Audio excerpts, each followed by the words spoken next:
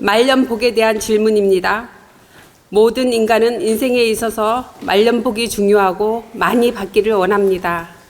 저도 노후를 잘 대비하고 스승님의 말씀을 잘 따라서 집착 없이 바르게 살아가려고 노력하고 있습니다.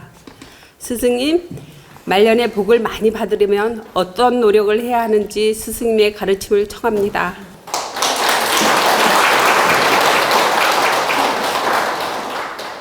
우리 도원 가족 여러분은 지금 말년 준비를 잘하고 있는 것입니다.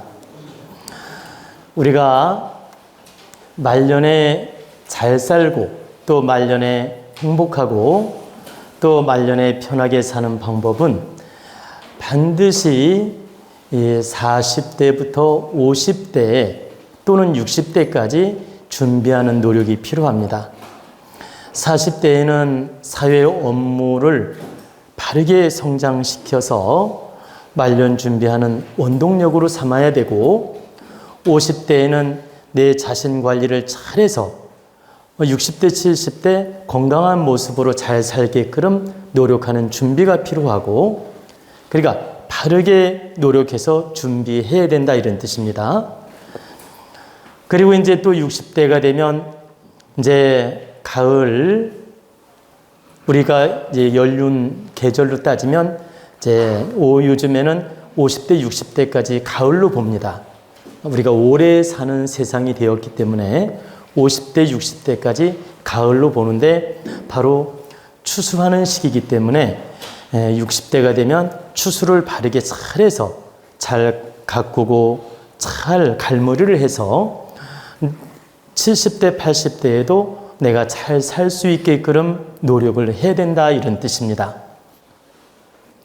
근데 말년에 이렇게 잘 사는 방법, 행복해지는 방법, 이렇게 편안하게 사는 방법 이 세 가지가 있는데 우리가 잘 산다는 것은 돈이 많다고 잘 사는 것이 아닙니다. 여러분들이 돈 많고 좋은 자동차 몰고 좋은 아파트에 살면 잘 산다고 생각하는데 천만의 만만의 말씀입니다. 천만의 만만의 콩떡입니다.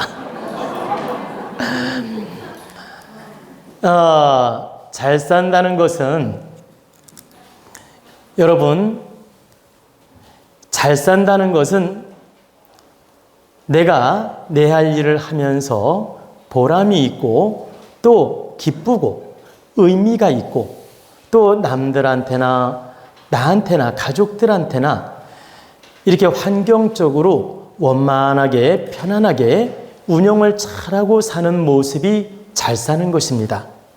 그럼 여기에서 잘 산다는 건 모든 게 복합적으로 포함이 됩니다. 기본적인 물질적인 것도 포함이 되고 건강도 포함이 되고 사회생활도 포함이 되고 인간관계도 포함이 되고 마음 공부도 포함이 되어 있고 인격도 포함이 되어 있다. 이런 걸 고르게 갖추어서 편중됨이 없이 이 사회에 득되게 사는 삶, 이 사회를 이롭게 하는 삶, 이 사회를 득되게 하는 삶을 살 때 이것을 우리가 잘 산다고 하는 것입니다. 한번 예를 들어 볼까요? 뭐 서울이 됐든 지방이 됐든 막 몇천억 가진 갑부가 돈은 많은데 마음은 척박한 사람도 있고 맨날 고민에 휘달리는 사람도 있고 병원에 누워있는 사람도 있고 가족 때문에 속 썩는 사람도 있고 맨날 사회적으로 지탄을 받는 사람도 있고 관제구설에 휘말려서 맨날 욕을 먹는 사람도 있고 여러분 그 몇천억 가졌다고 여러분 그 사람한테 당신 잘 삽니다 이렇게 말할 수 있겠습니까? 당신 인생 잘 사네요 이렇게 말할 수 있겠어요? 여러분 국회의원 장관이라도 감옥 가고 욕먹고 비판받고 하면 그 사람들 볼 때 여러분 잘 살아 보입니까? 아무리 그 사람이 권력 있고 돈 많고 부자라 하더라도 잘 사는 모습으로 안 보이잖아요. 근데 우리는 순간 착각을 합니다. 권력 있고 돈 많고 능력 있으면 잘 사는 것처럼. 절대 그렇지 않습니다. 내가 사람다운 삶, 가치 있는 삶, 보람 있는 삶을 살아가는 사람들이 잘 사는 것입니다. 그래서 잘 산다는 건 돈이 많이 없어도 잘 살 수 있어요. 그리고 내가 명예가 비록 없어도 잘 살 수 있고, 응? 내가 얼마만큼 욕되지 않게 바르게 사회적으로 융화를 이루면서 원만한 인생을 살아가는 모습이 잘 사는 모습이지 치우친 모습이 잘 사는 모습이 아니다. 우리는 치우치지 않게 바르게 균형 있게 득되게 보람 있게 가치 있게 인생을 살아나가는 모습이 잘 사는 모습입니다. 우리는 말년에 이렇게 잘 사는 모습을 갖추도록 노력을 해야 된다, 이런 뜻입니다. 그리고 이제 또 말년이 되면 행복하게 살아야 돼요. 우리 젊어서 고생은 사서도 한다는 말 있죠. 우리 젊어서 고생은 사서도 한다, 이런 말 하잖아요. 왜 그런 말이 나왔냐면 두 가지 의미가 있습니다. 젊어서 고생을 많이 하면 많이 경험을 쌓고 많은 그 시련을 겪음으로써 인생 경험을 쌓고 인생 공부를 하여 나이가 들어서는 보람 있게 득되게 인생을 살 수 있는 가능성이 많기 때문에 젊어서 고생은 사서도 한다, 이런 말이 나온 것입니다. 그 경험을 통해서 잘 살 희망이 있기 때문에. 또 하나는 우리 인생은 평생에 다 좋은 사람이 없어요. 젊을 때 너무 일찍 영화를 누리면 나이 먹어서 안 좋은 경우가 있고, 젊어서 고생을 많이 하면 나이 먹어서 좋은 경우가 많아요. 이 인생 전체를 놓고 봤을 때, 또 초년에 고생을 했다가 중년에 잘 사는 분도 있고, 중년에 너무 잘 살다가 또 말년이 좀 안 좋은 분도 있고, 이렇게 좋았다, 안 좋았다, 좋았다. 인생은 이렇게 큰 변화들이 있다는 뜻입니다. 인생은 이렇게 큰 변화들이 있는데 사람에 따라서 그 그림이, 보십시오. 이렇게 원만한 그림으로 가는 분이 있고 이 곡선이 이렇게 심한 분도 있겠죠. 응? 그래서 우리 인생 사람마다 다 팔자가 다르고 인생 행로가 다르고 인생 질곡이 다 달라요. 그래서 어떤 사람은 팔자오행을 잘 타고 나서 초년부터 중년 말년까지 스무스하게 이렇게 원만하게 넘어가는 분도 있는가 하면, 초년에는 고생을 막 많이 하다가 중년부터 막 치켜 올라가는 인생, 또 초중년까지는 고생을 많이 했는데 말년에 아주 긍정적으로 잘 사는 인생. 초년에는 보세요, 담담하게 살았는데 중년에도 담담하게 살고 또 말년에 좀 힘든 분도 있고, 이렇게 인생이 다양각색으로 변화를 일으킵니다. 근데 통계적으로 보면 초년에 너무 행복하고 너무 즐겁고 너무 빛나고 너무 잘 살고 돈도 많고 능력도 있고 뭐 유산도 받고 너무 편하게 살면 중년에 안 좋거나 말년에 안 좋은 경우가 많아요. 그리고 초년에 고생을 많이 하고 경험도 많이 하고 중년까지 힘들게 살면 또 말년에 좋은 경우가 많고, 통계적으로 볼 때. 물론 이것은 하나의 큰 틀에서 그렇다는 얘기지 사람마다 다 똑같이 이렇다는 뜻은 아닙니다. 약 70%는 이 틀을 벗어나지 못한다. 초년이 고생 많이 하면 나이 들어서 좋은 경우, 초년에 너무 좋으면 나이 들어서 힘든 경험을 하고 또 힘든 시련이 있는 경우가 많고, 이런 곡선이 인생에 있어서 70%는 이루어진다는 뜻입니다.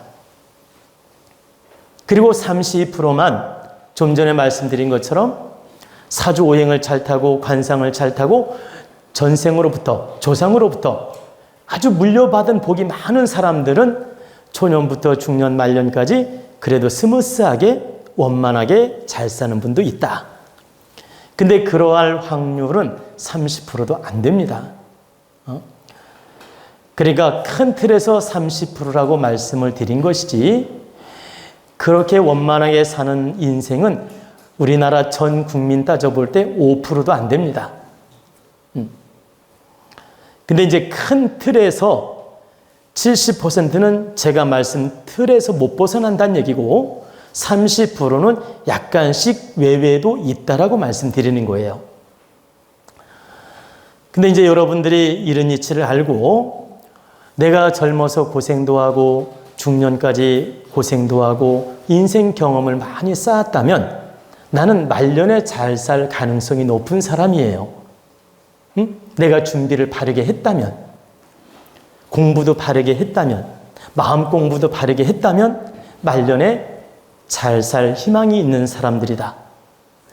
그래서 제가 우리 도원 가족은 말년에 좋을 가능성이 많다고 하는 이유는, 여러분들은 지금 40대, 50대, 60대까지 이렇게 많이 계신데 지금 현재 이 나이라도 늦지 않았습니다.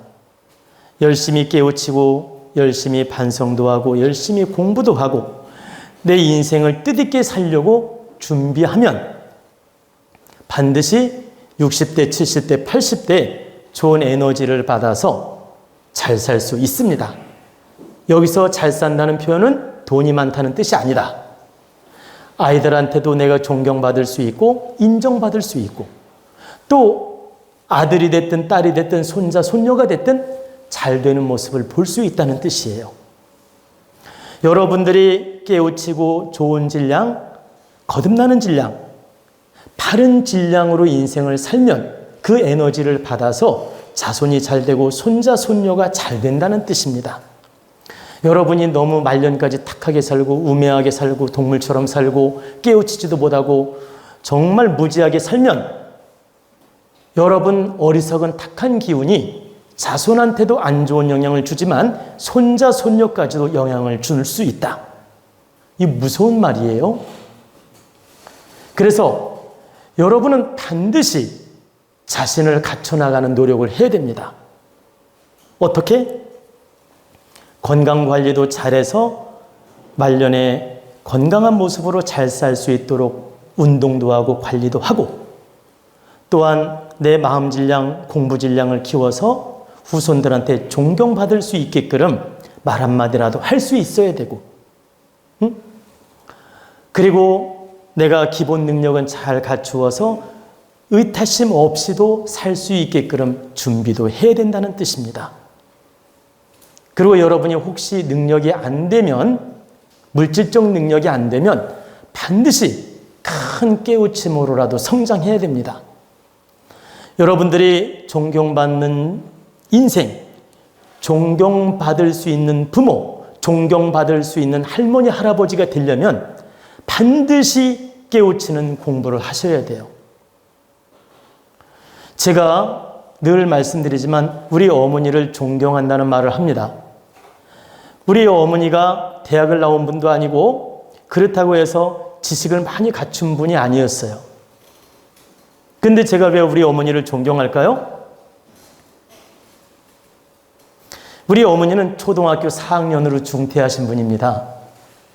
그 시절에 초등학교 4학년까지 나오시고 가난하고 어려워서 학교를 그만두신 분이에요. 그래서 학벌이 초등학교 4학년입니다. 한글은 깨우치셨죠. 근데 제가 우리 어머님을 존경하는 이유는, 우리 어머니는 초등학교 4학년 출신이지만 그 어렵고 가난한 시절에 그 산의 밭을 일구면서, 화전밭을 일구면서 정말 가난하게 살았어요. 정말 늘 쌀 걱정하고 보리쌀 걱정하고 밥 걱정하면서 사셨어요. 그렇게 어렵게 사셨는데도 제가 존경하는 이유는, 그렇게 어렵게 사셨으면서도 우리 자손들을 위해서 늘 아침 저녁으로 기도하시고 초하루 보름이면 산에 와서 치성을 드리시고, 그리고 아침 새벽에 일어나셔서 밭에 가서 일하고 오셔서 한두 시간 일하고 오셔서 우리 밥 해주고 또 서당에 보내고 공부시키고, 그리고 우리 어릴 때 농사일 도와주면 굉장히 도움이 되는데 바쁠 때만 일손을 돕게 하고 바쁜 일 딱 정리가 되면 딱 멈추게 하고 서당에 공부하러 보냈습니다. 너희들이 계속 부모 돕다가는 안 된다. 내가 고생을 더 하더라도 공부해야 된다. 그러니 여기서 멈추어라 해가지고 공부하러 보냈습니다. 그뿐만 아니고 항상 동네 어른들하고도 다투지 않고 항상 양보하시면서 이해시키면서 그 동네 사람들을 다 품어 안고 이해하는 모습을 보이셨어요. 그리고 제가 언젠가 강의 때도 말씀드렸지만 제가 놀림받아가지고 그냥 울며 불며 어머니한테 와서 하소연을 하면 우리 어머니는 뭐라고 하셨냐면 저를 끌어안고 동네 어른들이 몰라서 하는 소리다. 동네 아이들이 몰라서 하는 소리다. 네가 이렇게 어렵게 서당회를 다니고 한문 공부를 하면 지금은 저 사람들이 몰라서 너를 골리거나 욕보일 수 있지만 네가 나중에 훌륭한 사람이 되어서 더 크게 성공한다. 너는 반드시 존경받는 사람이 될 것이니 절대 상처받거나 두려워하지 마라. 그러면서 저를 등을 두드려 주기도 하고 위로를 해주셨습니다. 그리고 반드시 동네 아이들보다 네가 더 훌륭한 사람이 될 것이니 걱정하지 마라.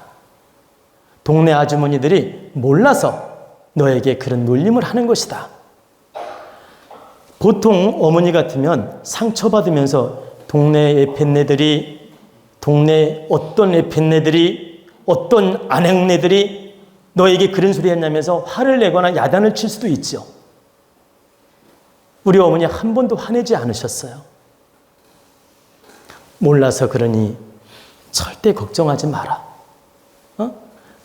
그 동네 아주머니들이 몰라서 그런 것이다. 이렇게 위로해 주시면서 저희를 깨우쳐주고 공부시켜 주었습니다. 그리고 그 어려운 속에서도 그 가난, 어려운 속에서도 그 초하루 보름이면 쌀 한 대박 있죠? 그걸 정성스럽게 준비해서 지금 기도 도량에 오셔서 그 깨끗하게 밥을 지어 올리고 치성을 드리셨어요. 그렇게 어려운 환경에서도. 그리고 우리 어머님께서는 89세까지 사셨는데 84세까지 아침 저녁으로 제가 정성을 쏟는 것을 한 번도 놓는 걸 본 적이 없어요. 그러니까 기도하고 정성을 쏟는 모습을 놓은 적이 없다.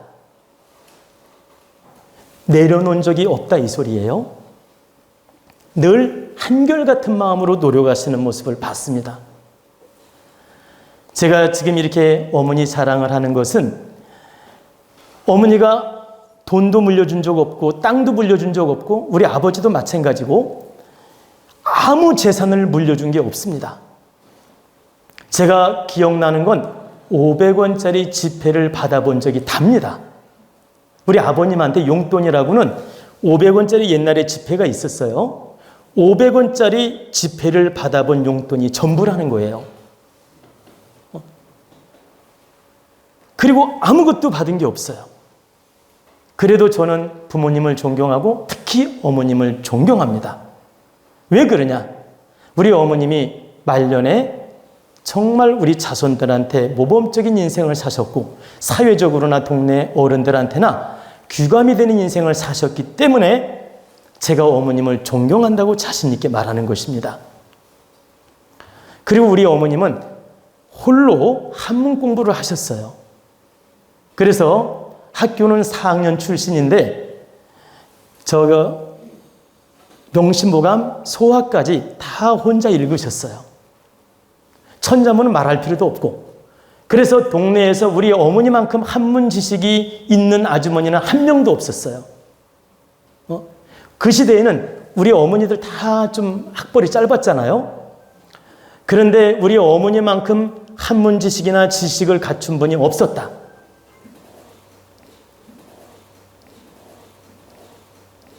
그러면 학벌은 짧을지라도 마음 질량이나 지식 질량이나 생각 질량이 좋으셨다는 뜻이에요. 그래서 제가 어머님을 이렇게 존경한다고 말씀을 드리는 겁니다. 제가 이 이야기를 다시 한번 상기하는 이유는 여러분들 다 어머님들입니다. 때로는 할머님들이고 때로는 다 가정을 가진 가장들이고, 그렇다면 여러분들 말년에 자손들한테나 손자, 손녀한테 존경받는 모습을 갖추려면 늘 깨어있는 마음을 가져야 돼요. 그냥 할머니라고 해서 늦장 부리고 나태하고 또 할아버지라고 해서 대충 살고 이런 모습 보이면 안 돼요. 반드시 공부하고 깨우쳐가지고 아이들한테 득되는 말 한마디라도 할 수 있어야 되고, 깨우침의 말이라도 전할 수 있어야 되고, 반드시 행으로서도 당당한 모습을 보이셔야 됩니다. 이건 돈이 아니에요. 질서 있고 바른 모습을 보여야 된다. 그런 모습을 갖추고 여러분들이 후손들한테 보여준다면 후손들은 자연적 존경하게 되고 훗날까지도 할머니, 할아버지를 그리워한다. 그리고 여러분들이 능력이 없을 경우 자손들이 반드시 살펴주게 됩니다. 존경받는 인생을 살게 되면 또한 하느님이 도와서 반드시 지켜줍니다. 그렇기 때문에 여러분들이 말년에 행복하고 정말 잘 살려면 자신 갖춤을 반드시 하셔야 됩니다. 절대 무지한 인생을 살아서는 안 된다, 이런 뜻입니다. 제가 늘 말씀을 드리지만 우리 도원 공부를 한 분이 상담하러 왔을 때는 정말 지적 질량을 느낍니다. 근데 전혀 법문을 들은 적도 없고 강의를 하나도 본 적도 없고 마음 공부 전혀 안 한 분들이 상담하러 오실 때 뭘 느끼냐면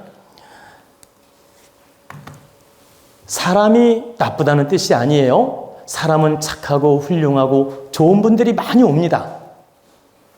그런데 받아들이는 질량이 다르더라.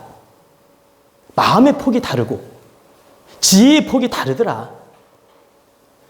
이렇게 냉철하게 설명을 하면 도원 공부한 분들은 다 흡수합니다. 스펀지처럼. 근데 공부 전혀 안 한 분들은 욕심으로만 받아들입니다. 욕심으로 받아들여가지고 욕심에 맞는 말이 나오면 긍정으로 인정하고 욕심이 안 맞으면 다 부정하려고 해요. 그리고 때로는 기분 나빠하고 그리고 뒷소리하고 기껏 듣는 척 해놓고 집에 가서 딴소리 한다. 그래서 공부하고 안 한 차이가 이렇게 크다는 뜻입니다. 그러면 공부 안 한 손님들이 다 그렇다는 말은 아니에요. 제 얘기는 공부 안 한 손님이라도 지적인 분들은 다 받아들입니다. 근데 공부한 분들이 훨씬 잘 받아들이고 이해도 하고 깨달음으로 이해를 하더란 얘기입니다. 공부로 받아들이기도 하고 또 긍정으로 받아들이기도 하고, 제가 그런 걸 수시로 많이 느낍니다. 그래서 유튜브를 통해서라도 도원 공부를 하고 오신 분들이 상담할 때 훨씬 마음도 편하고 여유도 있고 상담할 때 도움이 됩니다. 그래서 제가 이런 말씀까지 다 드리는 이유는 여러분들이 말년에 정말 잘 살고 행복하고 편안하게 살려면 반드시 내 건강을 위해서도 노력을 하고 내 환경 질량을 위해서도 노력을 하고 마음 공부를 해서 깨우치는 노력을 해야 된다는 뜻입니다.